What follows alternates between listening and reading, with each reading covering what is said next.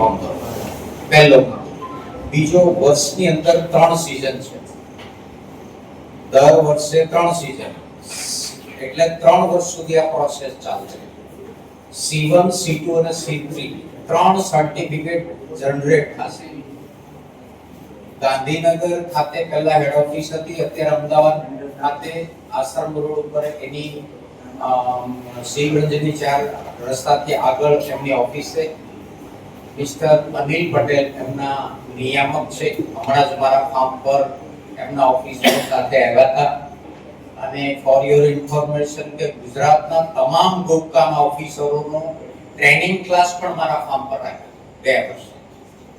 હવે એની અંદર ખાસ અગત્યનો મેડમે જેમ કીધું કે હું તમને ફરી કહું, આજે પ્લેટફોર્મ મળ્યું છે એટલે આપણા ખેડૂતો છે national mission on natural farming NMNF દ્વારા પણ 3 પાનાનું સર્ટિફિકેશનની કાર્યવાહી ચાલે છે.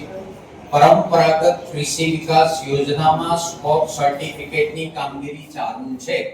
પરંતુ મારી એક આપ સર્વેની વિનંતી છે કે ગોપકાનું સર્ટિફિકેટ, ફરીવાર બોલું, ગોપકાનું સર્ટિફિકેટ અને દેશી ગાય આ જે ફાર્મ ઉપર હશે એને આવનારા 5 વર્ષમાં નેશનલ મિશન ઓન નેચરલ ફાર્મિંગમાં મેક્સિમમ બેનિફિટ મળવાના છે. આ સેન્ટ્રલ ગવર્નમેન્ટની ગાઈડલાઈન 18 પાનાનો જે પરિપત્ર છે એમાં નીટ ઇન ક્લીન લખ્યું છે.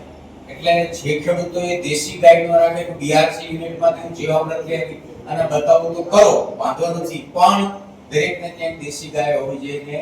એક તમારા આ ગોપકાનું છે. હવે ગોપકાના સર્ટિફિકેશન માટે એ લોકોએ 33 જિલ્લાની અંદર 33 ઓફિસર નિયુક્ત નથી કર્યા. અમુક ઝોન પાડ્યા છે. માનો કે ગાંધીનગર, અમદાવાદ છે તો એને મહેસાણામાં લીધું છે.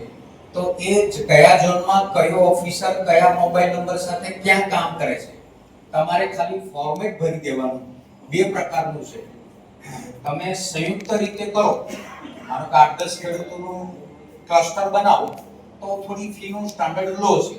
જો પર્સનલી કરો તો એરિયા વાઇઝ છે, માનો તો ક્લસ્ટરમાં છે એની ઉપર ફીનું સ્ટાન્ડર્ડ છે.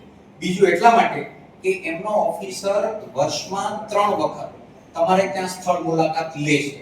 હવે ઘણીવાર એવું બને છે કે લોકોનો ફોટોગ્રાફ મોકલી દો, બાકીની ડિટેલ મોકલે, 3 સીઝન પૂરી થાય ત્યારે તમારું C1 જનરેટ ઓનલાઈન કરે અને દિલ્હીથી તમને સીધું રજિસ્ટર આઈડીથી તમને મળી જાય. એ લોકોને પીડીએફ ફાઇલ આપો તો પણ જનરેટ થાય. હવે 3 વર્ષ પૂરા થયા પછી કે ફાઇનલ સર્ટિફિકેટ, એ જ મેઇન અગત્યનું છે.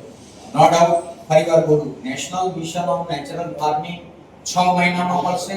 એના કમિટીઓ પણ નિયુક્ત થઈ ગઈ છે અને એના હેડક્વાર્ટરમાં આપણે ગુજરાત ગણીએ તો નાગપુર, મિસ્ટર રાજપૂત સાહેબ એ પણ મારા ફાર્મ પર આવ્યા હતા.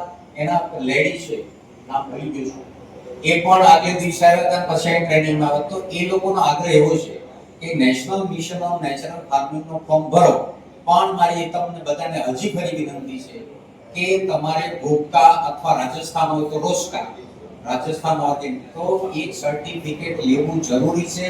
દેશી ગાય. હવે બીજું, ગોપકાના સર્ટિફિકેશનમાં તમને કોઈ પણ જગ્યાએ તકલીફ પડે તો મારે હમણાં જ પરમ દિવસે અનિલભાઈ સાહેબની આ વાત થઈ, એને મને લિસ્ટ પણ મોકલાયું. સાહેબ, કોઈ પણ ખેડૂત તમને એમ લાગે તો તમે મીટિંગમાં, હું મારે ત્યાં ખેડૂત આવે હું ખાસ આગ્રહ રાખું કે ગોપકાનું સર્ટિફિકેટ, એનું કારણ છે તમે આજે શરૂ કરશો ને ત્યારે 3 વર્ષ પછી તમને સર્ટિફિકેટ મળે. એટલે બહુ લોંગ પ્રોસેસ છે, પણ આપણે શરૂઆત કરી દેવાની. અને કોઈ પણ એને એવું કહી શકે, તમને તમારે ત્યાં કહેજો, ખેડૂતોને પ્લેટફોર્મમાં કહું છું કે તમને કોઈ પણ જગ્યાએ તકલીફ પડે તો મને કહેજો. કન્સર્ન ઓફિસરને પણ મેં મીટિંગ લીધી હતી અને મેં એમને કહ્યું કે અમારા ખેડૂતોને તમારી જેટલું એનું છે કે ફોર્મ જે ભરવાનું છે ને એ ઇંગ્લિશમાં એટલું હાર્ડ છે ને કે સામાન્ય વ્યક્તિને ખબર, પણ એ લોકોને મેં કહ્યું કે ભાઈ ખેડૂતો નથી ભરી શકે, શું કરવાનું સાહેબ, તમે ખાલી અમને એમ કહેજો કે આ ખેડૂતનો ભરવાનું, હવે ફોર્મ એને ખાલી સહી જ કરવાનું.